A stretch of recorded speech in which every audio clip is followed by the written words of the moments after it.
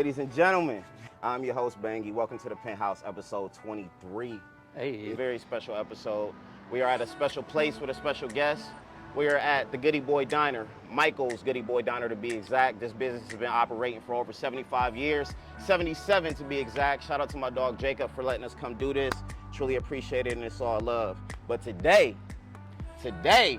we got my brother in the building, my friend in the building, my partner in crime in the building, my road dog in the building. We got the super creative director, super director, the industry standard for what it is to be a film director today.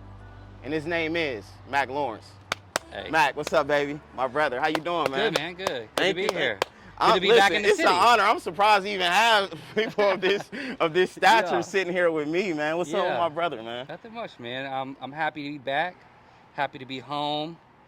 And yeah, man, I'm just looking forward to what I can make happen. I'm happy to have you back too, man, and I'm glad you touched down with your dog when you came back to the city, man. That's an honor, I expect man. nothing less. Yeah. That's an honor. So you've been doing your thing. You've been on billboards. You've been on big screens. You've been all over the world. Your work has been all over the world. Mm-hmm. Mac, what has life been like for you since the last time I saw you with all these changes and all this success with your new film, with your film endeavors and everything? Tell me how life has been for you. I would say it's changed in the sense of like, sure, like the money's obviously better. Yeah. But like, you know, I get to work on projects that most people don't get to work on. That's cool. Yeah. I don't have nobody pointing guns in my face in corner stores. the trap videos. Yeah. Yeah. You know, but it's good. It's still a lot of work, but it's cushier, if you know what I mean. Cushier. I love Yeah. that. I love that for you, man. You worked extremely hard to get where you are. I always thought you deserved the success that you received, and I appreciate that. And when you received it, it wasn't a shock to me because Hey. I always knew you was going to that level, Mac. Your work always speak for itself. Your character as a person, as a man, you just exude what it means to be a good person, a good human being in this world, bro. And I appreciate for that. Thank you. For those who don't know, give us a little breakdown of who MACK LAWRENCE is. So essentially, I do visual content. So we started in music videos. We still do VFX for music videos. We do a lot of visualizers, lyric videos, social content. Yeah. You know, if you see it, we probably do it. You know. And you saying we, so obviously there's a team. Yeah, there's several of us All now. right. Yeah, it's not huge. There is 3 of us plus me, so there's 4 of us total. Okay. We've got currently on staff, we have Heather, which is my wife, who does all the... Shout out Heather, man. Hey. Shout out Heather, Hey, man. right? Hey, Heather Yeah. she's a rider, man. She held does, it. yeah. She's part of the reason my guy is where he's sitting right now. You ain't lying. You ain't lying. So she does all the accounting and the back end stuff. And then Ethan, he's my right hand. And then Sunny, she is our 2D illustrator, and she does After Effects work and stuff like that. Okay. Yeah. And before it was just you though, before you Yeah. was just you. Yeah, So, it was me. so how's the transition now having that you have to trust the team to do some of this stuff? Like, how is that not having because as creators, a lot of times we have to rely on our own self. Was it hard for you to get into the point where you trusted people to help you out? You know, I think that each one of them have a different skill set. So their projects they get typically are based on skill set and what they're good at. I still touch, every project. It's just a matter of, going in and finalizing and concepting. You get more done when you work as a team than you work alone. I agree. And that's the reality of the situation. I agree. For me, I think my hardest thing was just learning to trust to put people in position to even do stuff for you, because you like things done. I like things done a certain way, and my clients expect a certain caliber from me. So I think with me, the biggest thing is trusting other people to help me. What advice would you give me to help me get over that hump? I think you're gonna go through a lot of people first, and I did, right? I think we went through 15 people in 90 days, and sheesh. Right, but not everybody's built for it. This is a different type of game. Yeah, I agree. And some people are open to criticism. Some people work well. Some people don't. There's so many different factors in it. But when you find good people, hold on to them as long as you possibly can. But you're gonna go through people, and you have to be willing to fight that war. And if you're not willing to fight that war, it's not for you. I get you. So, what was it like as far as your childhood growing up? Tell me how your childhood was like. Was it Was it like a single parent household? Did you have both parents in the house? So tell me what it was like. I had just my mom. I didn't grow up with a dad. My mom did like to have boyfriends. So, you know, I got some skills, all types of different skills from all the different boyfriends she had. But, you know, I grew up, for the majority of my life, I grew up out west, on the west side. West side of Columbus? In the bottoms. Okay. Next to the library. I went to West High School for a few years, ended up going to Fort Hayes. But, I mean, Mom worked 2 jobs. I was free ranging, you know what I mean? I got to just called her when I got home and we left. We went, we hung Pretty out. much. Yeah, but I mean, I lived like everybody else did, you know, just with a lot less money. Was she strict? Was your mom real strict? Nah. So you pretty much did your thing. I did what I could have done. It could be bad right now.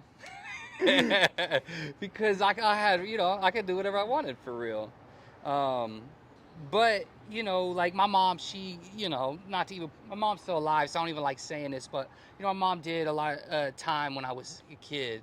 Several times. She went to prison. And how did that affect you as a kid? Or how does it affect you now, you know, like that you think about it? It's crazy how that worked. I'll tell you a story. I never told this publicly.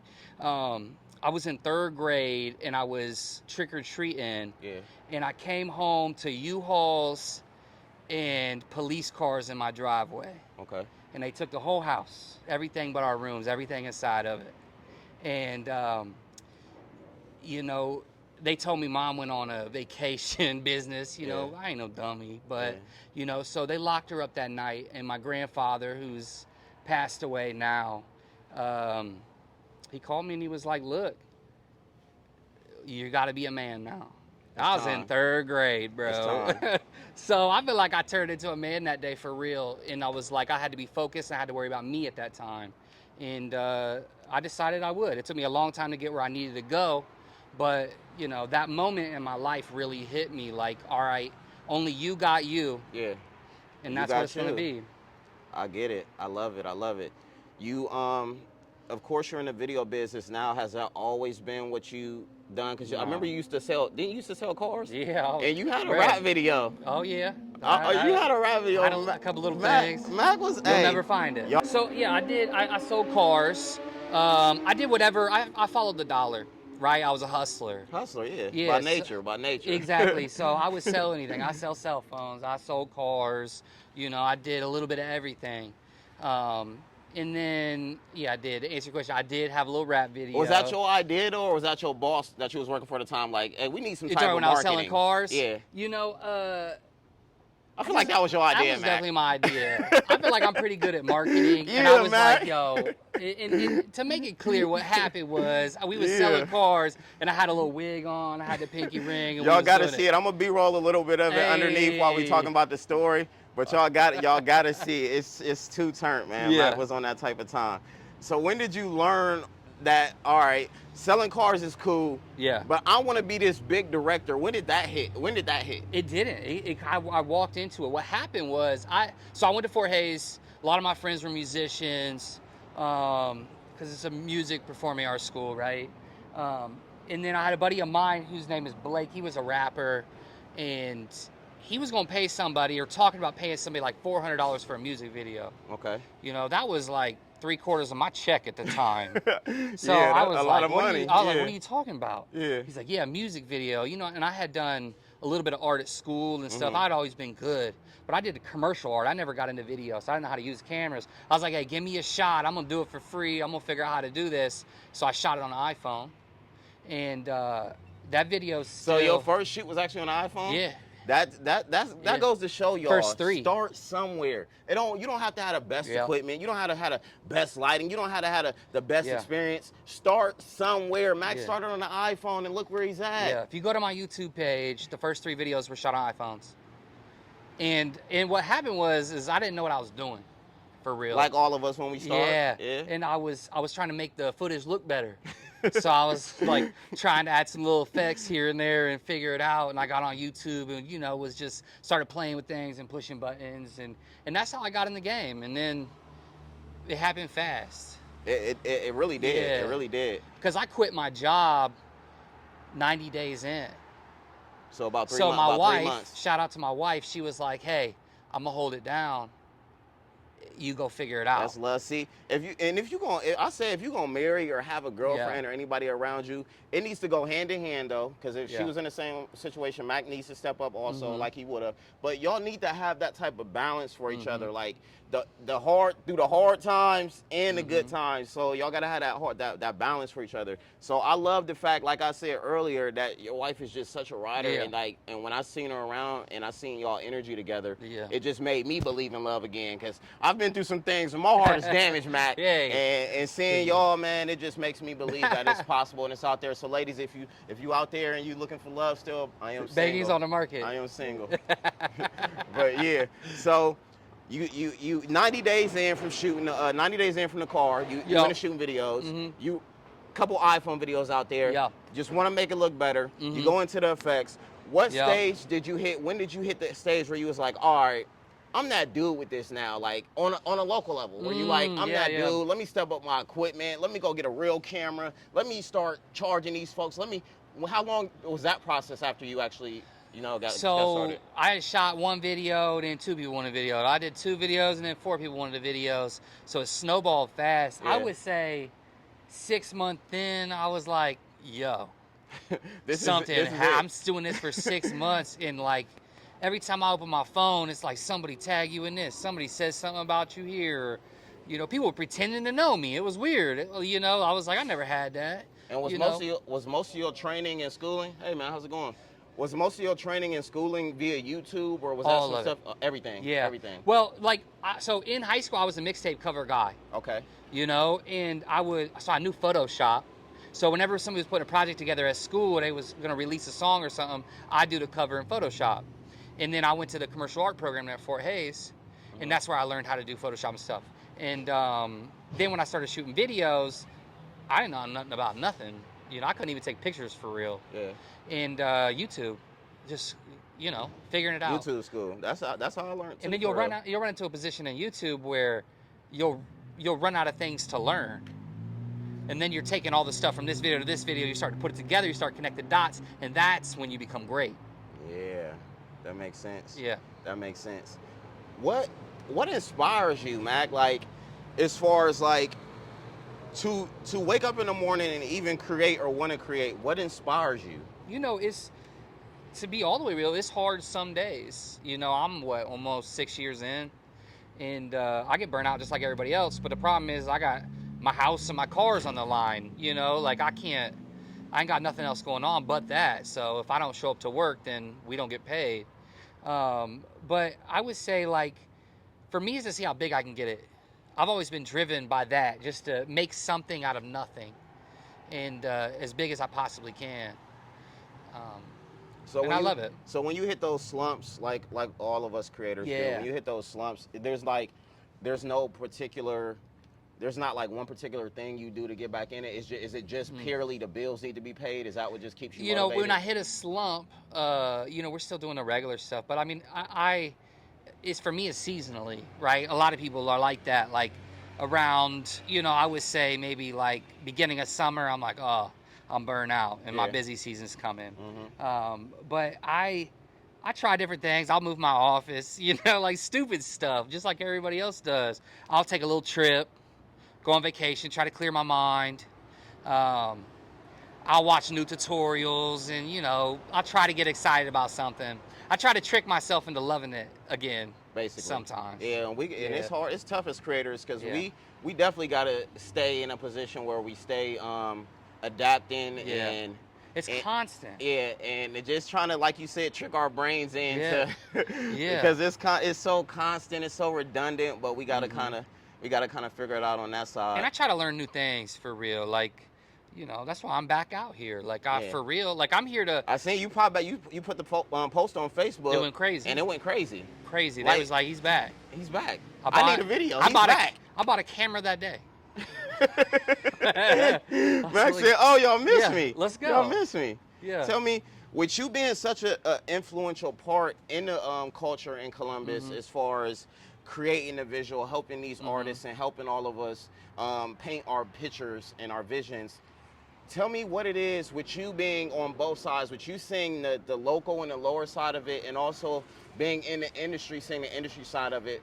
What is Columbus missing? What's the divider, the gap? What are we missing to get over the hump to break through in the industry? What do you think it is in your opinion?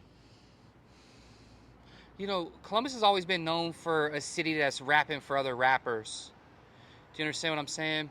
So a lot of this. Talk to me. Elaborate on that. Elaborate on that. So a lot of our music culture is full of musicians, where our music culture is not full of fans.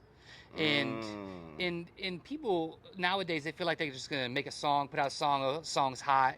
But the reality is, if we don't buy into you as a person, shoot a video, your story, who you are as a, like, am I interested in that person as a human? In you? Yeah. Oh, and plus the music's good, then we have a winner. And that's the problem, is that we're just making it and assuming they're going to come. And that's not going to happen that way. We're not in a huge market, but I do believe people can make it out of this market. We've seen it happen. Yes. Doobie just went platinum. Congrats. Shout out Doobie. Doobie been doing this for a long time. Huge. Independent. Yes. Insane. Shout out Highlight. Shout out Doobie. Shout out the whole team. Yeah. EKT40 broke through. Got the Dream Chaser deal. He did. Yeah. MG Sleepy. He got some success. He broke through. I've been seeing that. But people are interested in them as people. Yeah. Do you understand what I'm saying? Exactly. Their like, stories, if they weren't, stories. Yes. But I explain it to a lot of artists a lot. They want to come, and it'd be a lot of like newcomers. They want to like people that just started rapping or just start wanting to put their music out there. They say, "Bang, I'm about to shoot this video and this and that," and they think that it's like, all right, I drop a song, shoot a video, boom, I'll go viral, I'll blow up. Yeah, Mack's gonna shoot it. I'm gonna blow up. It ain't happening, bro. And I try to tell them, like, all right, all this is cool, but what are you doing outside of music to make people interested in you? Yeah. So the fact that you just said that, I love it, because I don't think a lot of artists are selling the brand of themselves. They're not branding themselves enough. They're not interesting enough themselves. If you're not popular without music, you will not be popular with music. And that's the reality. I agree. It's just not happening. Yeah, because especially in a town like this, because it's really a popularity it's really like a big high school, to be honest. Yeah. The whole music industry is. Yeah. The whole music industry is, for real. It's like, even when they let you in the door, it's like there's 300 of them. You know what I mean? You know one guy who knows everybody else, and then now you know everybody else, and then it's over with. That's crazy. So artists take stride and take heed in that, and work on branding and personality and yourself a little bit more. Tell your story. Yeah, tell your story more than the music. And if you're lame, bro, say that. Say it. And tell that story. I mean, we in a day and age where you can pretty much be anybody you want. You can be whatever the weirdest, you can be the ugliest, you can be the stupidest, and you can monetize and profit off that, because you can really be who you want to be nowadays. But you have to be comfortable in being who you want to be, regardless of who it is. I think the more relatable the artist is now, the bigger that they'll become, and we're gonna see that trend. Yeah. So, like, if you're broke, be broke. Be broke. And don't put on the outfit and then put on some fit chain and try to pretend to be something you're not. If you're broke, be broke, and tell the story of how you're grinding to try to not be broke, and that's okay. Or if you broke, instead of rapping like, I got this, I got money, rap about one day I'ma have this, and it's coming. You know what I mean? Yeah. You feel like I tell that to artists, like, y'all can paint these pictures and tell stories and not like completely just, because it has to be believable. We have to connect. When we watch your video or we hear your song and we see you in person, we have to be able to connect the two. Like, all right, is what he's saying believable with what I'm seeing? Yeah. And I think that's the dots barrier. connecting. Yeah, I think that's the barrier. And that's funny. I used to do that at shoots. I would stop the camera and just be calm and be like, I don't believe you. You've never done that at a shoot, man. I have. I promise you I've done it. Who shoot have you done shot so many. I've definitely said that multiple times. Man, that's crazy. I'm not even going to be messing with you. Now, if they got a gun in my face, I ain't doing that. The gun in the face is crazy at shoots. Like, artists, y'all got to stop waving them guns in our faces, man. Y'all got to. Well, I had to go to court for that. I ain't the police. I ain't talking about it, but I had to go. Everything is good now? Everything was cool. But, you know what I'm saying? Everything good, man? Yeah, everything was good. But, yeah, if you're on papers, do not have guns in your videos. Honestly, you got any kind of paperwork going on? Even if you ain't on papers, put the guns away. It's like, come on, it's 2024, about to be 2025.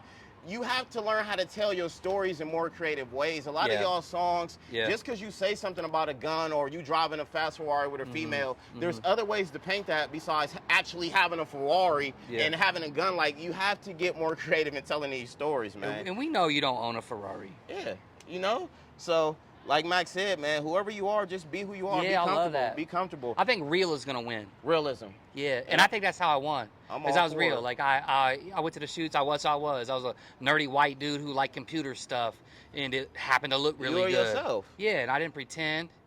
You know, like I told you, I made it to the top without any real jewelry. No jewelry. You know what I'm saying? One thing about trends and fads and stuff, they come and they go. But one thing about realness and authenticness is it's forever. It's timeless. It's timeless. So you being you, who you are, who you're meant to be, it's timeless. Yeah. Tell me this. Top 3, we're going to do top 3 favorite local and top 3 favorite industry projects you've done. Give me your top 3 favorite local projects first that you've worked on ever. Okay. I'll tell you the 3 artists I enjoy working with the most. Let's do that. Yeah. Fulio. Shout out Fulio. I feel like him and we had great chemistry. He's a good human. I love Dope Fulio. artist too. Incredible music. Vano. I love working with Vano. And I would say Frost. Shout out my dog Frost. Yeah. Free Frost out that jam, man. He was wild. Frost, and he was the first one to put us together far as that. Shout out Frost, man. I met you through Frost. He was the first one to put me and Mac together on a project at a time where we were 2 of the biggest names as far as directing in the city. Nobody had done it, but Frost was like, hey, I want y'all to. Y'all my guys. He put us together, and ever since then, me and Mac been locked in, man. That's my brother, man. Yeah. So Frost, Vano, and Fulio. Okay. Yeah. Good picks. I love it. Yeah. Give me your top 3 industry projects that you have been a part of so far. Music industry. Yeah. There's been so many. Let me look. Exactly. It's the list. That's why, honestly, it's so hard. That's why I wanted to ask. It was important. It's so hard.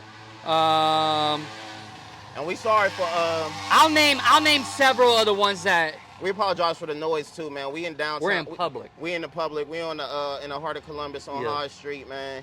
And it's really, you know, we making it work though. But it's a beautiful day in the city, 79 degrees, and ain't no better place to be. I'll name some of the artists that I've worked with. Okay. I mean, because I enjoy some of your favorites though, Mac. Let me get your top 3. Man. Okay. You don't work with a little bit of. You don't work with some people, man. That's true. I would say the DJ Khaled project. I really enjoy working on that, and I did the Drake song with him too. That was good. I enjoyed that. Okay. So is that separate, or are you saying Drake? Not together. It was a Drake. Right. Well, I did Khaled's album rollout, and I did his Stayin' Alive song they did with Drake. All right, Cali, check off 1. Yeah. Cali 1. Yeah. 2 more. I've done a lot of billboards for Meg Thee Stallion. And I've honestly really enjoyed doing those. Shout out Meg. All right. And then I did a Kanye West music video. Yeah, Kanye West. That was cool because they let me be creative. So they gave you the bit. They gave me. All right. Kanye will give you the room to be creative. But that's Kanye. Yeah. Kanye is he's like the person who wouldn't even give you the room to be creative. Kanye is like, I feel like, I'm not saying it like I know him, but I feel like Kanye about his art. He's on every single detail. Like, no, put that there. No. I feel like he's that type of artist. So I will say this. I worked directly with WAC 100 on that. Okay. Because it went through the Game, because it was easy between Game and Kanye. Okay. But he was easy to get approvals for. I would say that. Like, everybody says he's a a-hole or whatever. I don't know if you can cuss on here, but, you know. You good, man. He was, you know, he was easy to get approvals from. Okay. We had to blur, some stuff out, but that may have had legalities attached to it. Other than that, it was straight. So Kanye, Meg Thee Stallion, and who else did you say? DJ Khaled. DJ Khaled. All right, and then top 3. One other project I did really, really enjoy that I should have mentioned. I did a project with A$AP Rocky that was like super fire, and they let me be as creative as I wanted to be, and I love that. So shout out A$AP Rocky then. You're doing big things, man. That's that list alone is not even the majority of who you work with, but that list alone is just crazy alone itself. Yeah, the list is wild. Give me some pros and cons about being in the film industry on that level. So Let's start with what you want to do, pros or cons first? Let's do pros. Let's do pros. Okay. The pros, obviously, it pays a lot more. Okay. Yeah. The music doesn't suck as bad. No offense to anybody who's making music locally, but I tend to get songs that have been vetted. I mean, it's cool to work with people you know, that you've heard of. Mm-hmm. Like, that's nice, right? It's a more professional environment. You know, I ain't got someone hitting me up at 2 a.m. like, hey, bro, we're at the strip club. Can you roll through with the camera? Yeah. Negative. That's wild. Because I'm asleep. Yeah, that's wild. So, like, the professionalism of being in a part of an actual industry, like, I went from having a business to a business. You know what I'm saying? So now I'm a businessman, no longer the businessman. Exactly. Yeah. So give me some of the cons. Give me some of the cons, yeah. The deadlines are ruthless. Like 24-hour turnaround type shit? Oh, yeah, less sometimes. Yeah. So, like Thursday night is like Friday night in the music business because everything drops on Friday. So I could get hit up by 4 different labels on Thursday. Like, we need this by 10 o'clock to ingest it for release tomorrow. That's ruthless. And the problem is if you say no, they'll ask the next guy. So you never say no. That's ruthless. So that's savagery for sure. Other cons, it gets stale. I don't get to be as creative as I once did. That's why I'm back. Yeah. I want to try new things. I want to push buttons that I don't get time to push, and I want to test it because now I have the connects to be like, yo, look at this. Look what I did. I tested this for you already. Don't even spend money on it. Yeah, I got you. I love where you see you so ahead of the game. Yeah. I love it. Yeah. I love it. So let's get a little deeper. Okay. In your opinion, what is one of the biggest life lessons that you feel you've learned in life so far? I would say with life itself, you ever play a video game and beat it? I'm not a big gamer, but when the games I think like Donkey Kong and Crash Bandicoot, I have beat those. And you spend all that time on it, and then you did it. Yeah. And then it's or like you watch 9 seasons of a show and it's over. Yeah. You know, when I really felt like I made it, that hit me hard.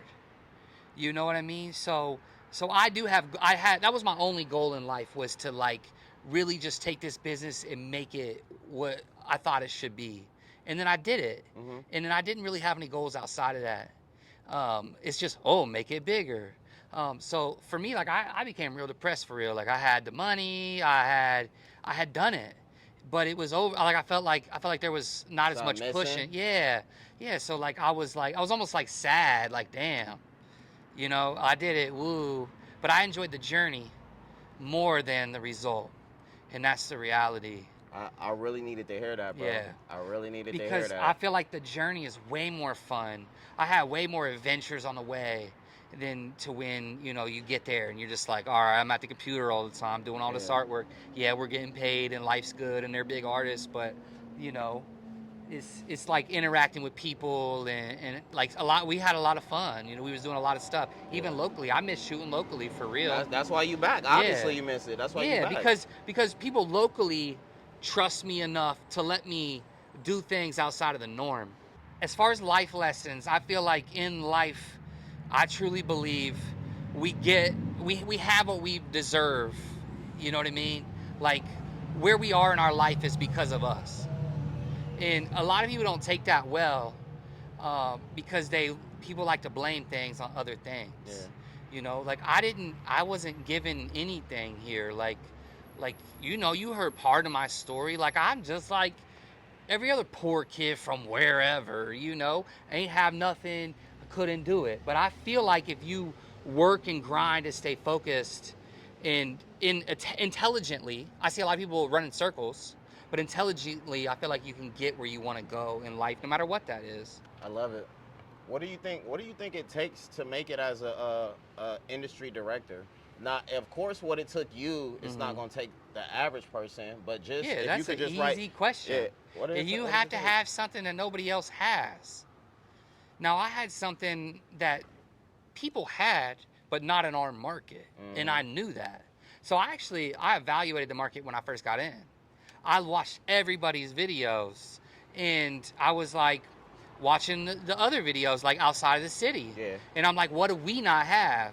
And then it was like, at the time, it was like Cole Bennett was doing little eye drawings and little this and that. The heavy VFX. Yeah, the heavy VFX stuff. And so I was like, all right, I'll fill this niche in the market and I'll slide in. We got a million guys that are cinematographers that have good looking footage. We didn't need that. Yeah.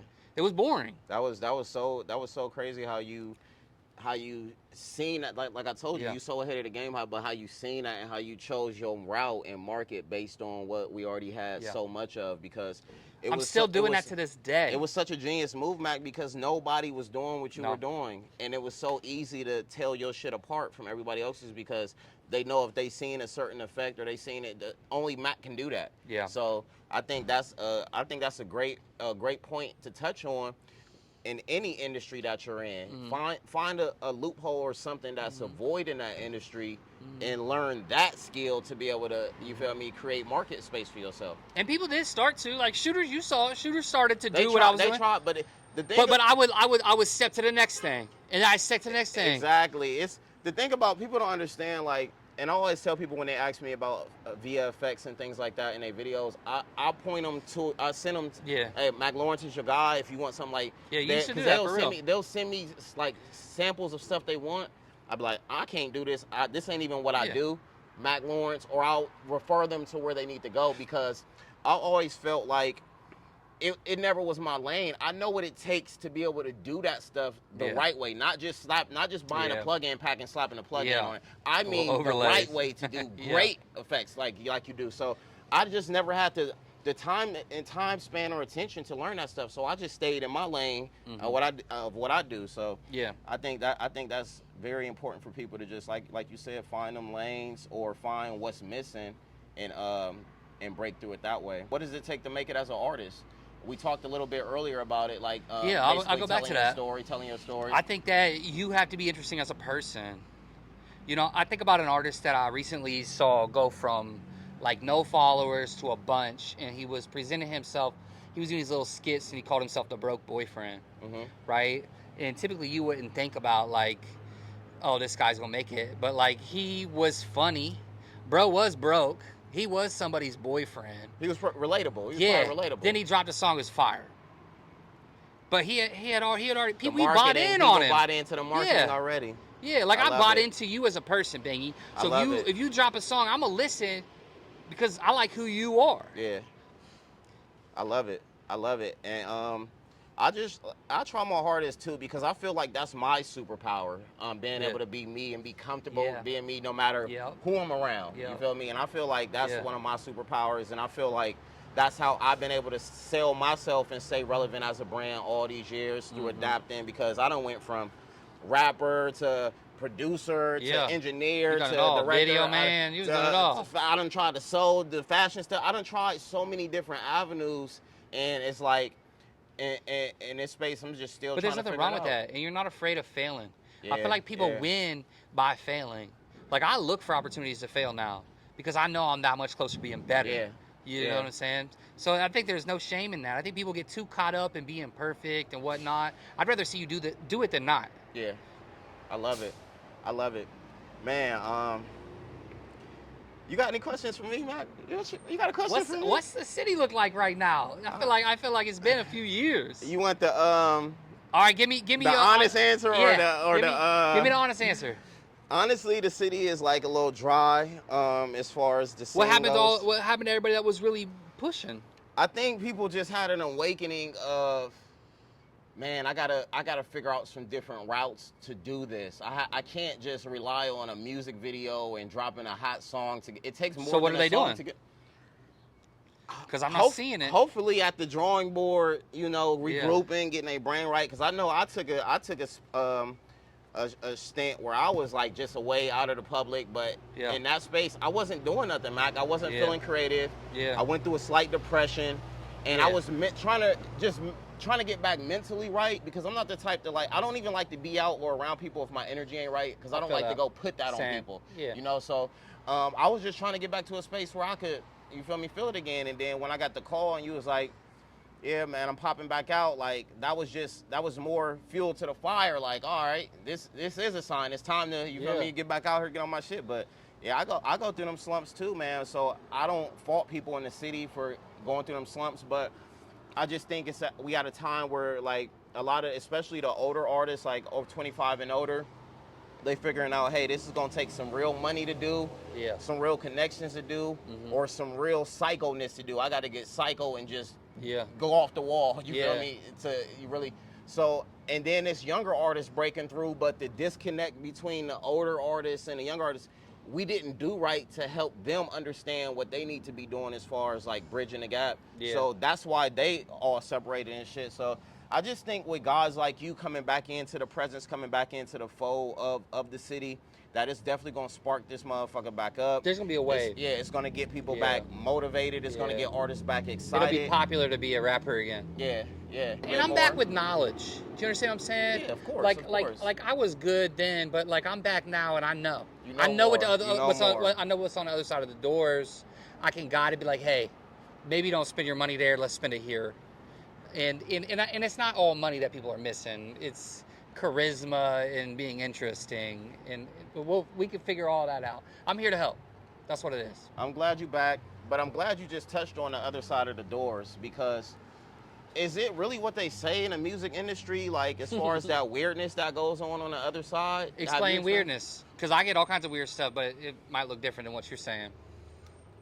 Like, you know, like the whole Illuminati stuff people be saying, how you like people sell their souls and they be behind the scenes doing all types of weird stuff to get the fame. Like, have you experienced or seen any of that stuff? Like, nah. The music business is a tech business. So it all comes out of data. It all comes out of numbers. They don't care who you are, where you're from. They don't even care how much money you got. They care if you can make them money. Yeah, basically. That's it.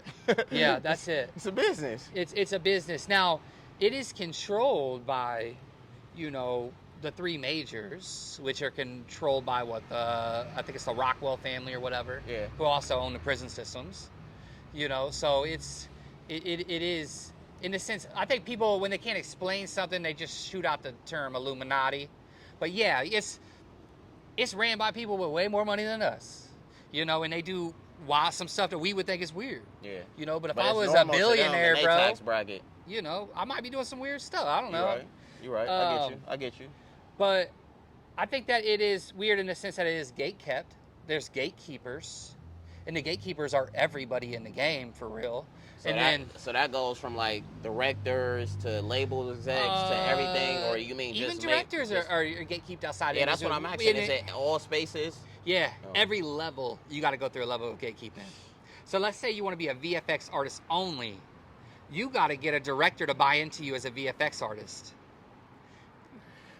Mac, as good as you are, I know you had to go through a point where you walked on somebody's set and you showed your work and somebody was terrified for their job. Like, oh no, I can't let this guy. Did you go through any of that? A lot of the vetting happens before I get there. Okay. You know what I'm saying? So a lot of it happens before I get there. Okay. It makes sense. What's next? You've accomplished everything. A lot of stuff that I look to accomplish. I haven't accomplished everything. As far as directing though, and creative direction, you've accomplished pretty much a lot. You know, I want to be a part of what the new music industry looks like, and like. What does it look like? I think it looks like, you know, we spend a majority of the time on our phone scrolling. You know, I think that we'll stop shooting horizontal, we'll start shooting vertical. Mm-hmm. A lot of the effects that I was doing I've been shooting vertical a lot too. A lot of the effects I was doing back in 2019 are coming back in the form of vertical video. And remember, we used to post promo clips. We kind of were already doing it. Because I was doing these fast little flashing promo clips to keep people interested. And people's promo clips will boom. People care more about the promo clip than they care about the video. And I feel like we're going to be back to that in the sense of, you know, like TikToks and Reels and social content and binding the person as an artist and helping people actually become interesting. Making it interesting again. Yeah, I think that traditional music business is going to die off. I think that we'll still have the major labels and they'll still have their hand in it, but they're the bank. I feel like it's already kind of died off for real, honestly. It's close. It's close. Yeah, like nobody's running around saying I want to get signed anymore. Exactly. If you're running around saying that, but there's so much content against it. Like Lil Russell has shown the way. I worked with him. He was an incredible dude. Super nice. He's one of the only artists that like texted me and was like, "Hey, bro, you know, can you help me with this, and this?" That's like dope, super man. Nice dude. Like that's dope. But like being a real person and like a lot of times with the label, I'll do a project for an artist and they'll be too cool to post their own project. Yeah. They ain't making it no further than they already are. Because They radio's already dead. lost. Radio's dead. Yeah, you got to be in that mindset too. You got to be in that Master P No Limit. I'm selling these CDs out the trunk mindset. Like I'm gonna pop whether somebody sign me or not. Yeah. Or you already lost as an artist. Like you have to be in that mindset. I agree, and I think that you shouldn't push the music first. I think you should push yourself first. Your brand, your story. Yeah, find out how you're gonna tell your story. Yeah, because there's so much content to consume now. It's almost too much.